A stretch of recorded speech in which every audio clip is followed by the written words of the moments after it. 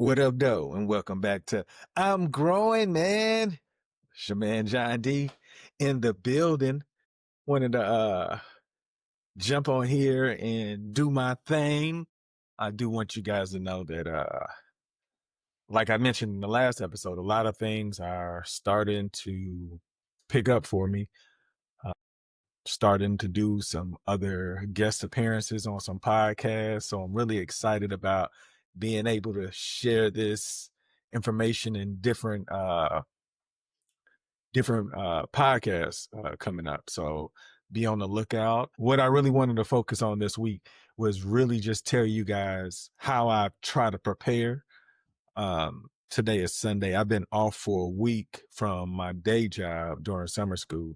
Who was off for last week and going back this week. So I'm going to still continue my routine as far as waking up as close to 4 o'clock as possible because I find myself waking up uh, earlier.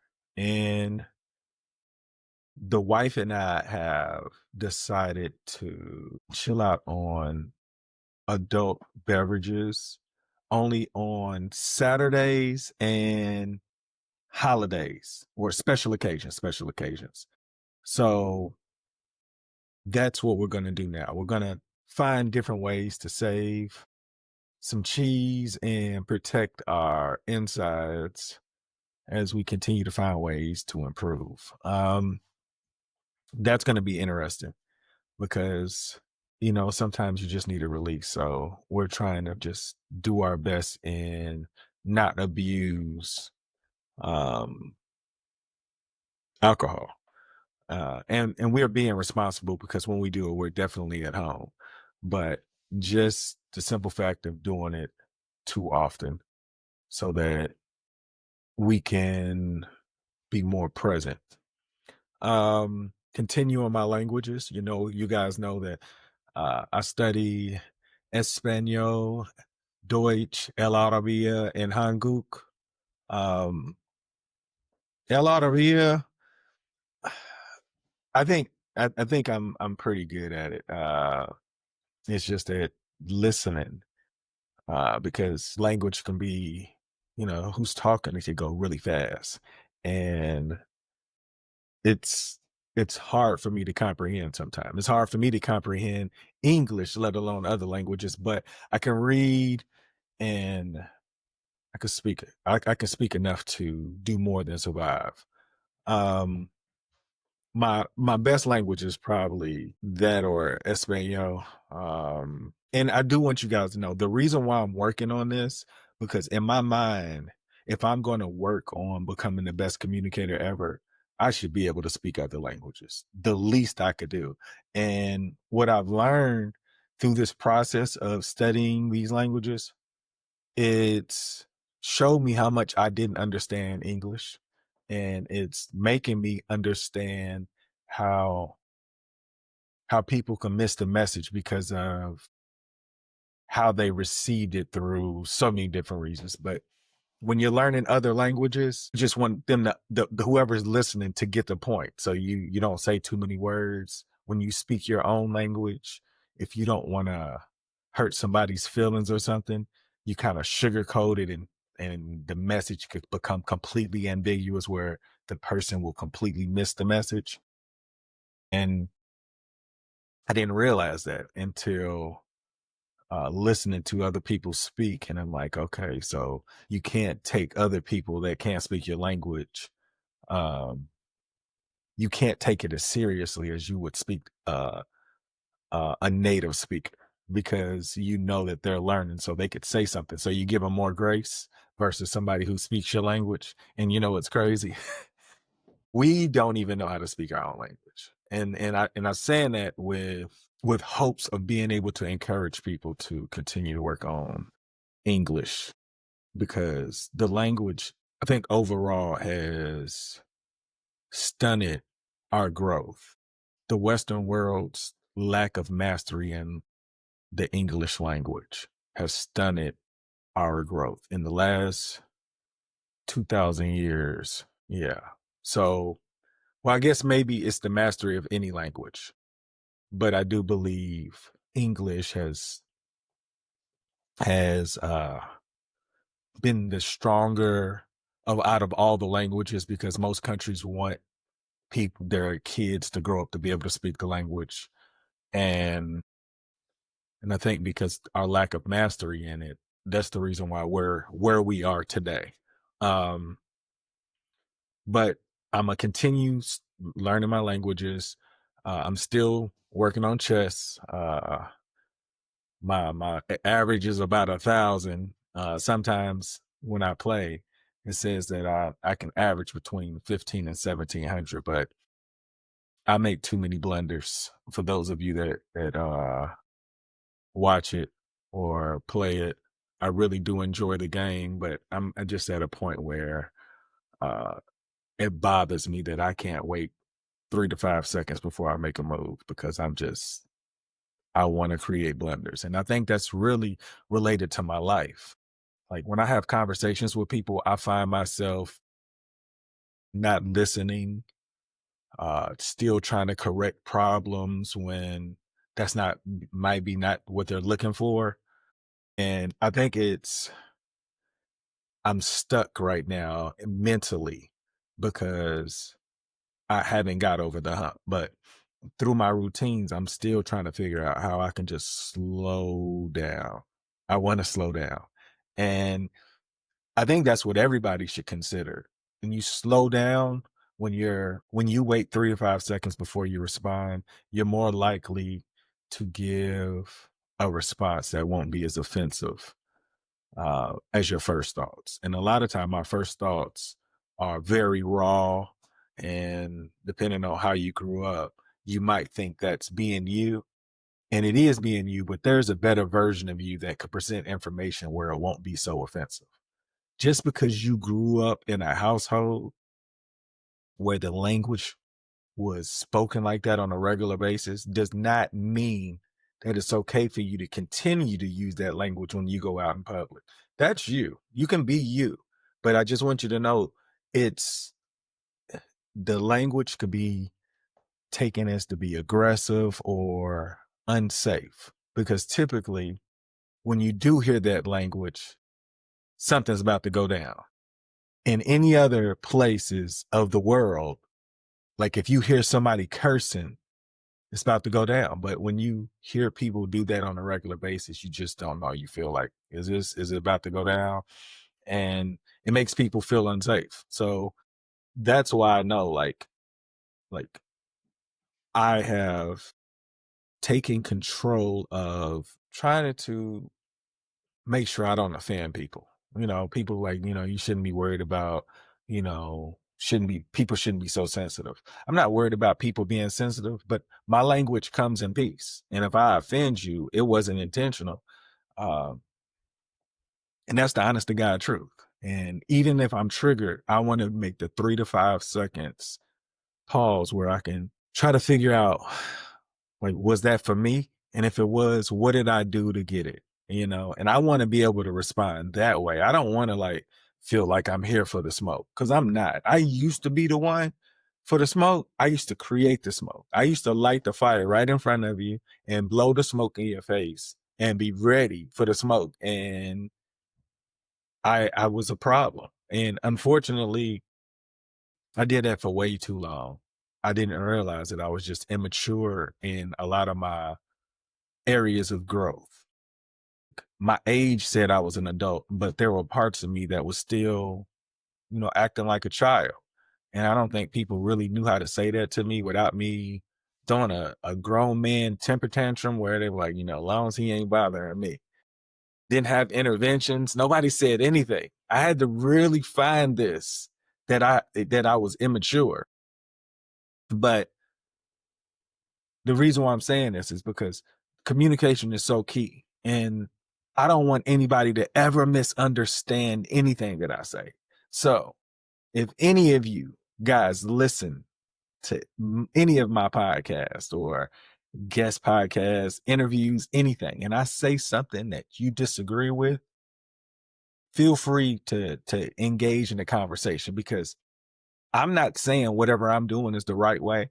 I'm just saying I'm doing a better way than I was doing before. And sometimes people don't even know a way to improve. So I'm just presenting options for people to feel like they're not stuck. So as I continue to work on being able to pause 3 to 5 seconds, listening, processing, ready to ask questions to ensure I understand what I'm about to respond to, I'll just keep working because I feel like overall we have something to work on.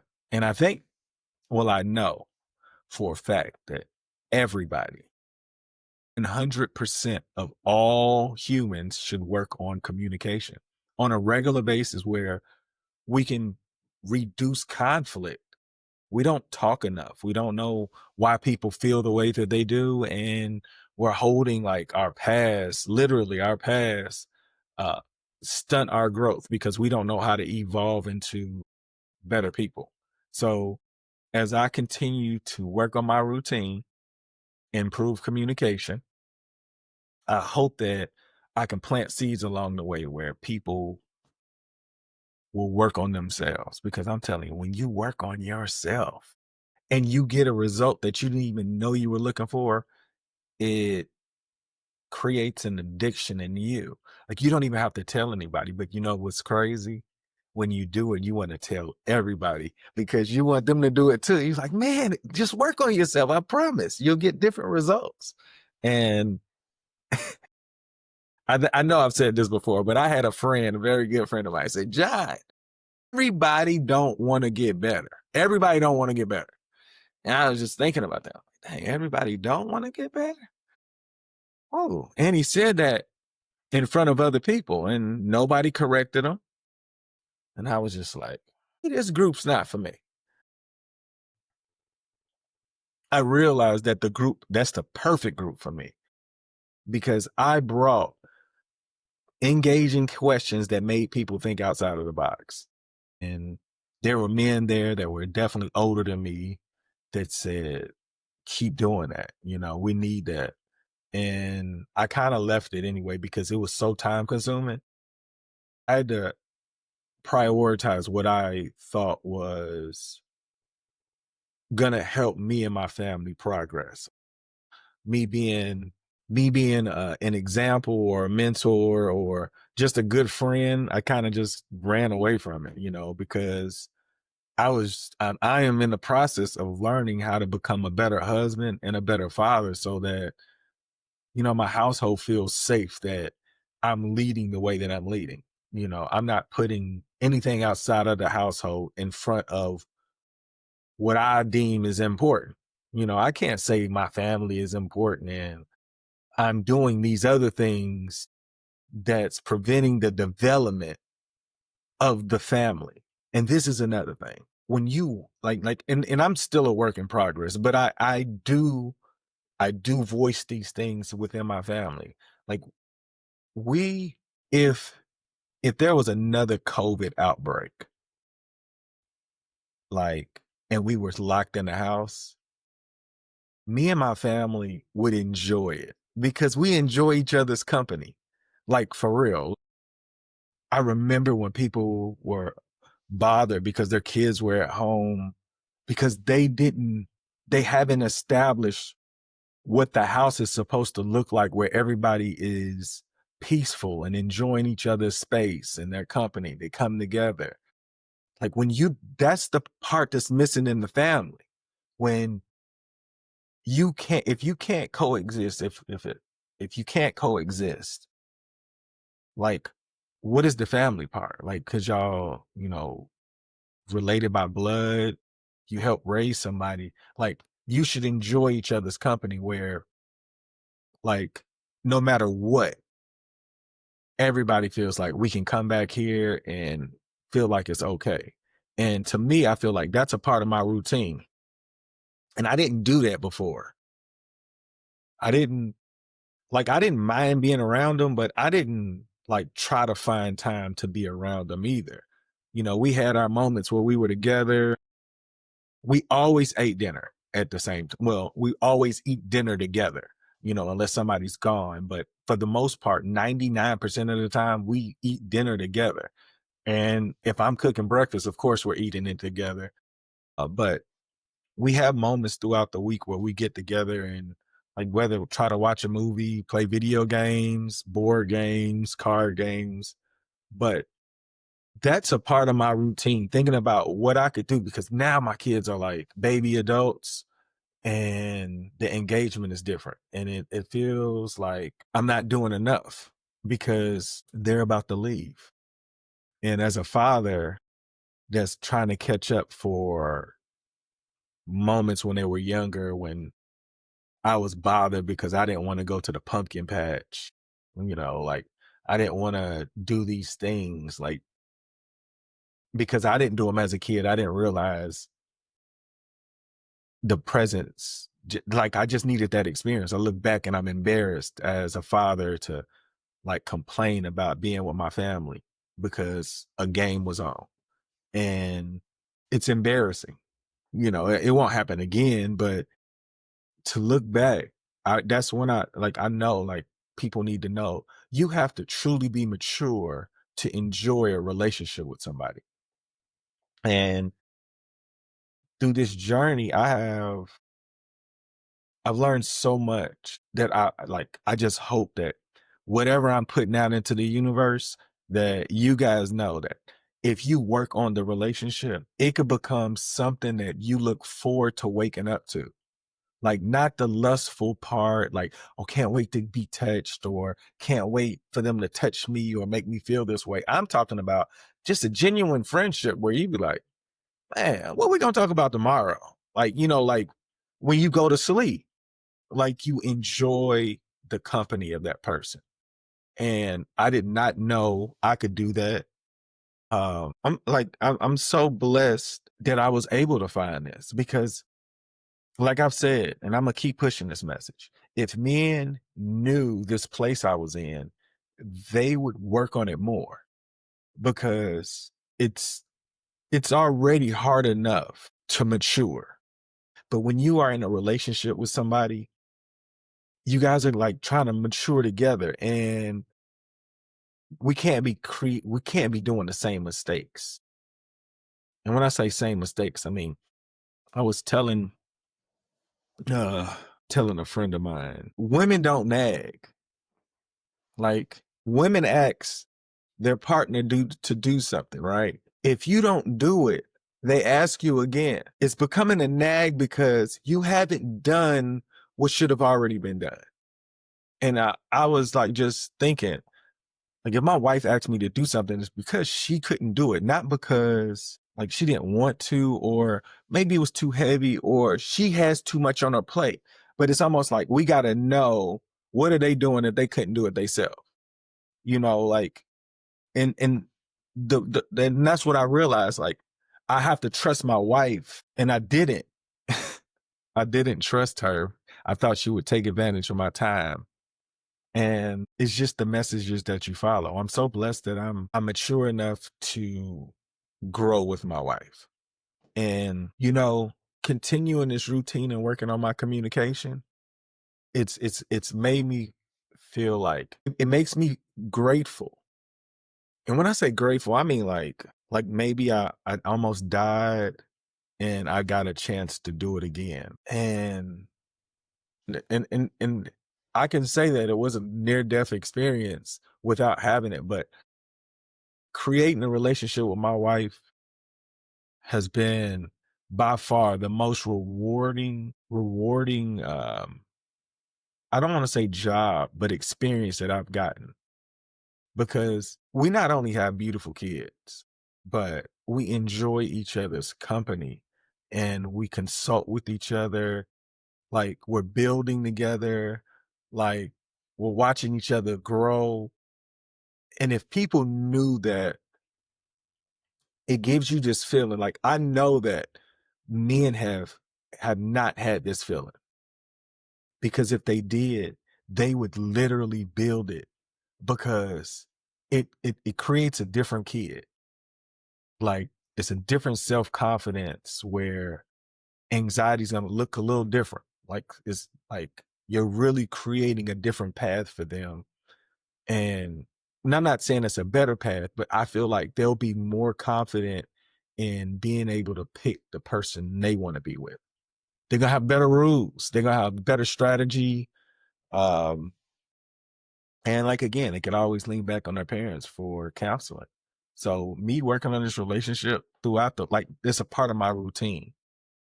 And I think, like I told you, I recommend you guys go back to the very beginning of I'm Growing Man and look how much it wasn't even I'm Growing Man. I forgot what it was called. I changed it to I'm Growing Man. But I'm trying to show that, and you know what, this process to where I've gotten, it was on my pace. My pace required a lot of hours for me to do it intentionally, but you can definitely get there faster. And people say, you shouldn't do that. You might burn yourself out. I'm like, I'm just working on myself. I don't know how you burn yourself out by working on yourself. Like, oh yes. I'm also incorporating a challenge for myself. I want to do a 2-arm plank uh by the time I turn 50. I have about 2.5 years. I created a routine, but I haven't started yet. I just did it yesterday.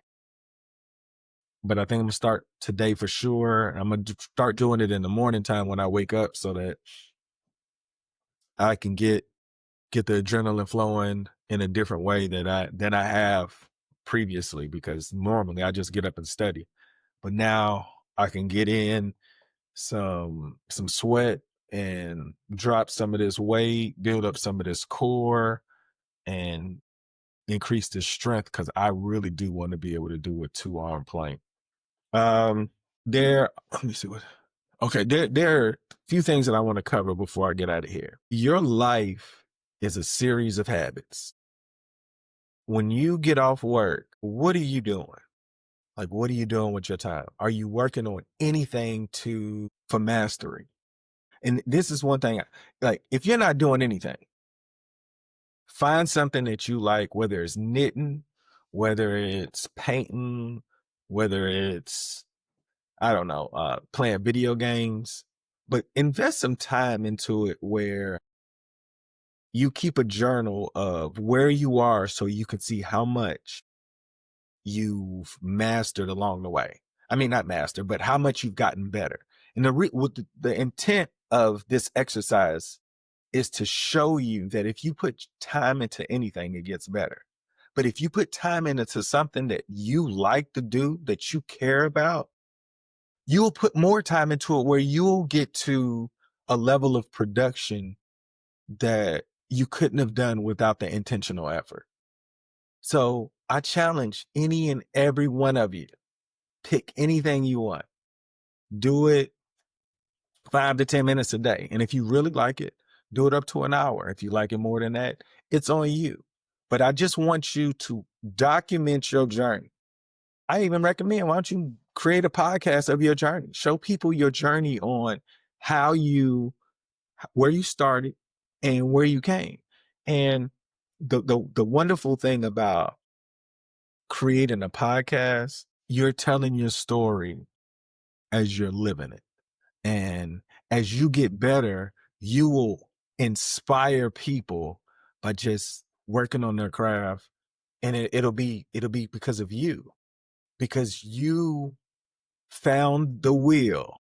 That's what everybody has, right? They have some type of wheel. Now, everybody's not good at using it, but once you use your wheel to bend all of your opportunities, like you find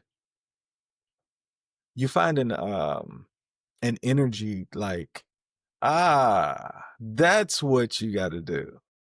Like when you do something from the beginning to the end, the level of difficulty does matter. Like you can make a perfect bed for the rest of your life, but what is it going to do? Like you should be accomplished. You should feel good that you made your bed, but the skill level will matter if you understand the process. So learn a language, learn an instrument, whatever you used to be good in, bring it back. Unless it's dealing with physical activities. Like if you are a basketball player and you are over the age of 35, I don't recommend you getting back on the court I don't because we and people like when you hurt your body, you're a different person at a certain age because it doesn't heal. So it's not like I'm telling you not to get physical activity in, but we just have to be more responsible in the type of activities that we're doing because the way that we're getting hurt and we just have to use the wisdom.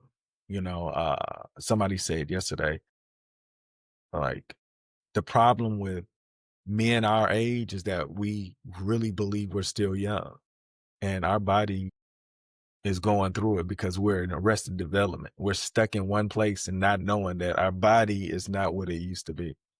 So y'all do that. Y'all pick something and work on it diligently, journal it. So you keep yourself accountable. Like if you don't keep yourself accountable, who's gonna do it? I just hope those of you that decide to take yourself seriously, that when you get there, that you don't beat yourself up for not doing it sooner.